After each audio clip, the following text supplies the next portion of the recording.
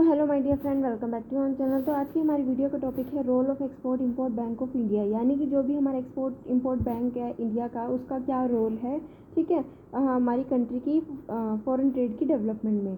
Export import bank of India was set up in 1982 for the purpose of financing, facilitating and promoting foreign trade in India. It is the principal financial institution in the country for coordinating working of institutions engaged in financial export and import.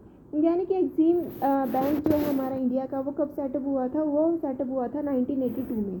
इसका main purpose क्या था? Finance provide करना, हमारी India का जो foreign trade है उसको promote करना, उसके लिए फैसिलिटीज़ को प्रोवाइड करना। ठीक है, ये एक प्रिंसिपल फाइनेंशियल इंस्टीट्यूट है हमारी कंट्री का। वैसे तो फाइनेंशियल इंस्टीट्यूशन बहुत सारे हैं, लेकिन जो एक्सिम बैंक है वो क्या है? एक प्रिंसिपल फाइनेंशियल इंस्टीट्यूशन है इंडिया का, जो क्या करता है? कोऑर्डिनेट करता है किसकी वर्किंग को? Coordinate working of institution who are engage in the financing export and import. यानी कि जो भी बैंक्स, जो भी इंस्टीट्यूशन फाइनेंस प्रोवाइड करते हैं एक्सपोर्ट या इंपोर्ट पर्पस के लिए, उनकी वर्किंग्स को कोऑर्डिनेट करने का काम करता है। ये एक प्रिंसिपल फाइनेंशियल इंस्टीट्यूट है हमारी कंट्री का।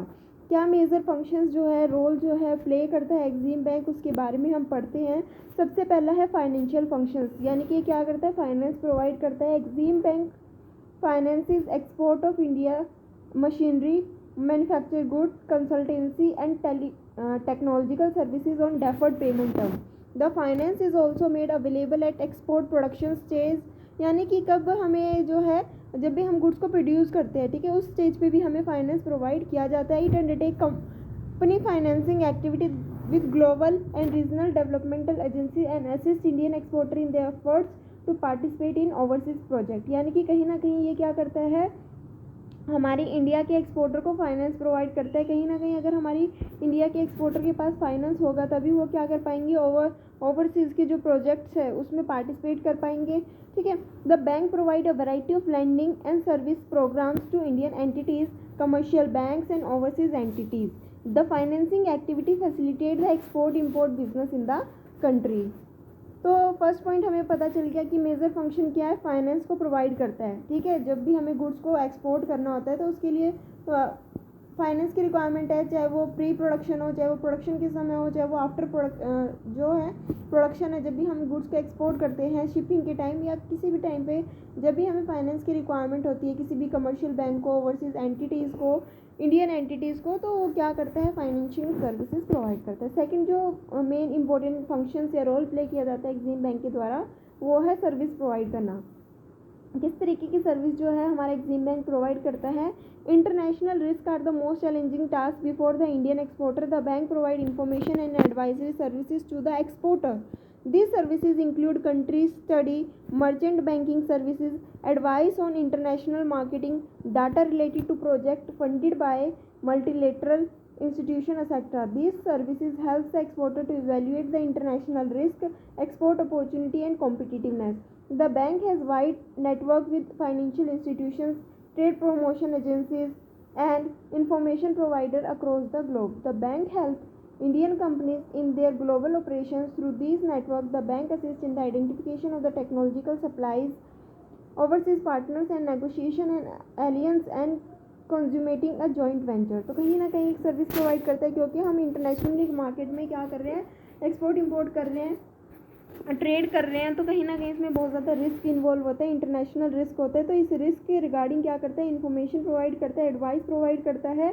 ठीक है, कि कहाँ पे एक मार्केटर के पास, एक एक्सपोर्टर के पास अपॉर्चुनिटी है, कहाँ कहाँ कंट्री में, किस किस कंट्री में किस तरीके की अपॉर्चुनिटी है, कहाँ पे किस तरीके का स्ट्रेस है, थ्रेट्स है। ठीक है, कंपटीशन कहाँ पे कितना है, किसके कौन हमें कंपटीशन दे सकता है। तो अगर हम बाहर की कंट्री में क्या कर रहे हैं ना, बिजनेस कर रहे हैं, तो हमें नहीं पता बाहर की कंट्री में क्या चीज़ों की ज़्यादा डिमांड है, अपॉर्चुनिटी क्या है। ठीक है, थ्रेट्स क्या है, कॉम्पिटिटर कौन कौन है उस मार्केट में। ठीक है, इंटरनेशनली क्या क्या रिस्क है। तो इन सारी चीज़ों को हमें जो है एक्सिम बैंक प्रोवाइड करता है। इनसे रिलेटेड हमें एडवाइस और इन्फॉर्मेशन प्रोवाइड करता है, क्योंकि हमने कहा कि एक ये मेजर बैंक है। तो ये क्या करते हैं? जितने भी फाइनेंशियल इंस्टीट्यूट है जो कि एक्सपोर्ट इंपोर्ट में इंडल्ज है, फाइनेंस प्रोवाइड करते हैं, तो उनकी वर्किंग को कोऑर्डिनेट करने का काम करता है। डिफरेंट वर्ल्ड्स में, डिफरेंट कंट्रीज़ में क्या होता है ना, कि जितने भी हमारे फाइनेंशियल इंस्टीट्यूट हैं उनसे इन्फॉर्मेशन को गैदर करना, ठीक है। ये इसका एक वाइड नेटवर्क है जो क्या करता है, जितने भी फाइनेंशियल इंस्टीट्यूशन हैं, जितने भी ट्रेड प्रमोशन एजेंसीज हैं, उनसे क्या करता है, इन्फॉर्मेशन को गैदर करता है, ठीक है। उसके बाद हमें ये पता चलता है कि कौन सी टेक्नोलॉजी नई आई है, तो ये सारी इन्फॉर्मेशन हमें जो है एक्सिम बैंक प्रोवाइड करता है। तो फर्स्ट हमें पढ़ा था कि एक्सिम बैंक जो है फाइनेंस प्रोवाइड करता है, सेकंड जो है सर्विस प्रोवाइड करता है एज अ इन्फॉर्मेशन सर्विसेज, ठीक है। इन्फॉर्मेशन प्रोवाइड करता है, एडवाइस प्रोवाइड करता है, क्योंकि इसका वर्ल्ड वाइड क्या है, लिंक है, ठीक है। इसके बाद आता है research and analysis. Third point आता है रिसर्च और एनालिसिस। ये क्या कहता है कि the bank undertake research and analysis work on specific industry sub sector with export potential and international trade related areas. These works are widely disseminated among exporters, academics, industry and trade organization and government.